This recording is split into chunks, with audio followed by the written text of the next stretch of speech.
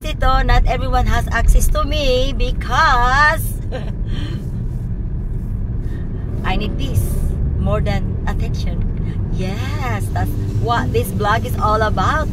Kung nakikita ninyo itong pond na ganito, so kung nandyan kayo kasama ko, ang sarap ng feelings talaga dyan. Very relaxing talaga. Yes, it is very relaxing to be there. Sa time yan, tinan mo yung mga isda na yan.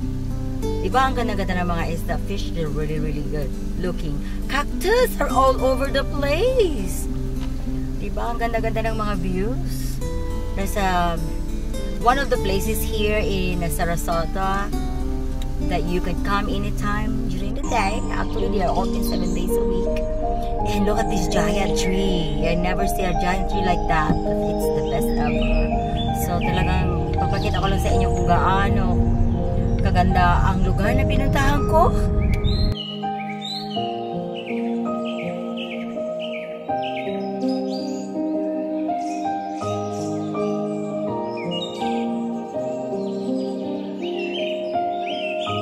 Nature! Ang nature talaga. Na maririnig yung mga ibon na kumakanta, nag-chirp. Yan. So, I love outdoor. Kahit minsan ang init-init. Yan, we have to enjoy ang buhay natin. So, dito naman nagpo-photoshoot kami. So, yan ang itsura natin.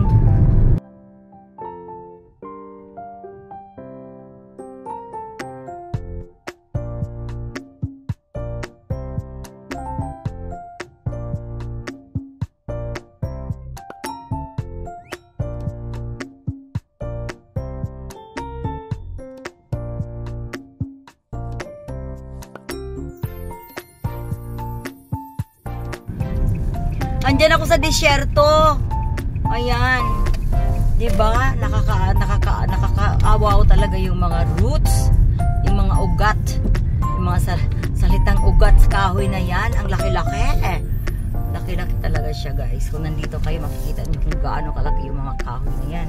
Those trees are hindi basta-bastang tanggalin nyo o putulin nyo yan kasi they are reserved sa community.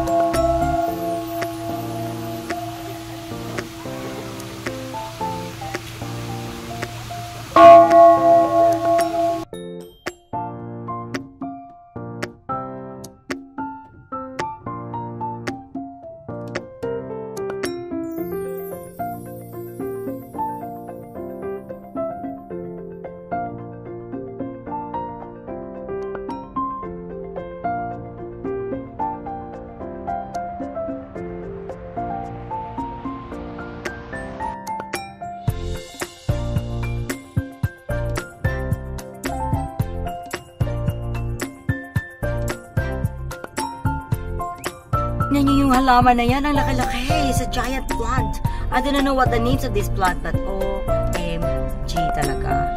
The best ever. Napapasinated talaga ako dito sa pupunta namin sa lugar na to.